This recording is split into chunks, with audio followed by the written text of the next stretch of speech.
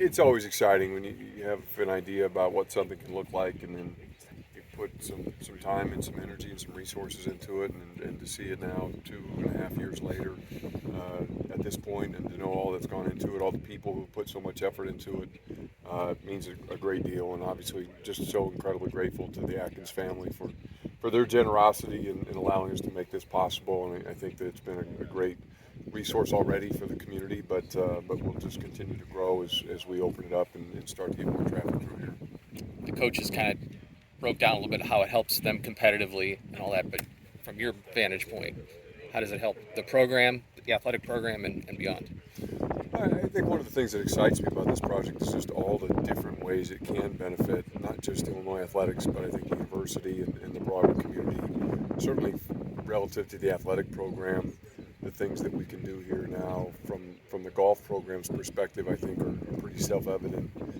But even already, just before the course has even been officially open, some of the things we've been able to do out here in terms of recruiting in all of our sports, and the things we've done out here in terms of donor activities and fundraising engagement have been exciting for us.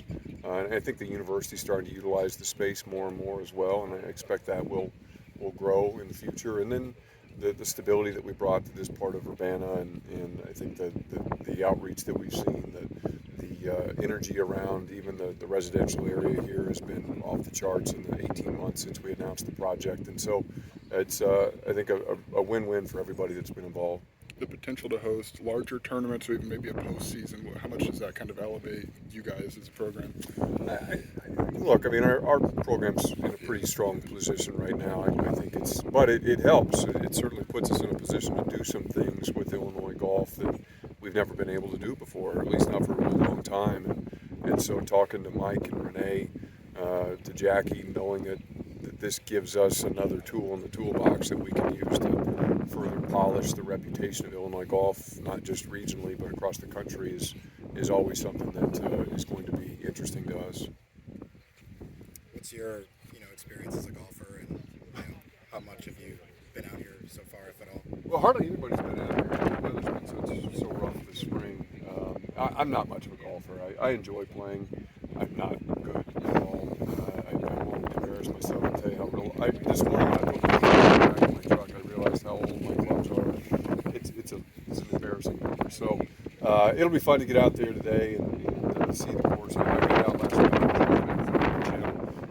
got a first-hand tour, just an explanation of some of the changes we made. I was out on it last Friday. It's still very much under construction, but this is my first time since the spring to really get out and see it start, to see all the bunkers fully finished and to see all the greens now grown in. It's really a beautiful place, and give our staff and the crews that have worked on this all the credit in the world. Josh, how hard was it for you to swallow hockey that it wasn't going to happen right now or at any point in the near future?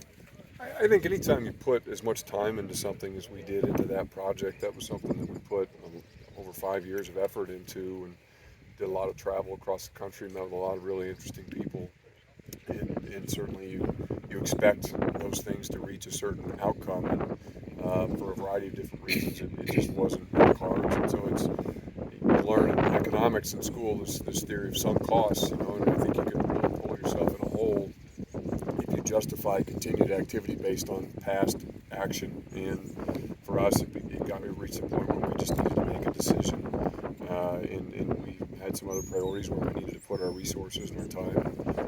Now was the right time to make that call. Who did you consult with in that to make that decision? Oh, it's a long list. It was a crowded table for the last 5 years. We were fortunate to have a lot of different partners who came around the table, and it was not just an Illinois decision. Certainly, I think as we talk to people, we've grown strong relationships during this journey. It was evident to, I think, everybody that now was the right time, that there just wasn't a ready solution out there that was showing itself to get us across the finish line in any meaningful time frame. And so it was our decision ultimately to make, but as we looked around the room and kind of took a straw poll of the different entities that had been involved in the project, everybody was understanding and agreeing that this was the right moment. the new NIL that allows the school to be involved, how much does that change how you guys are able to go about this? To go about NIL? Yeah. I think it changes it, certainly. I think it allows us to be more directly engaged in what we learned over the first 12 months of the NIL experience was that in a new space like this, our athletes were looking to us for guidance, and our donors, our third-party partners were all looking to us for guidance. Everybody was looking to the athletic program to say, how do we do this? Can you help us do this the right way? And there were some limitations on how engaged we could become, and so this puts us in a position to be more active and I think helpful in that space for all of the different entities that are involved. And so we think it'll be a positive change for us, and obviously it's an incredibly fluid space evolving almost literally by the day, and so we'll continue to stay on top of it and stay in front of it. Josh, how much was football divisions talked about it during your spring meetings in Arizona? Is that a topic you feel like will continue to come up, and you have a particular stance on at this point, the way you see it? No stance that I want to share. I think that it certainly is it's a topic. It's something that the Big Ten's talking about. It's something that several other conferences are clearly talking about as well. And it's one of, look, there's 15 things right now that are on our agenda, all of which are pretty important and pretty big picture type topics, and that's on the list and something that does take some of our time. Anything else for Josh?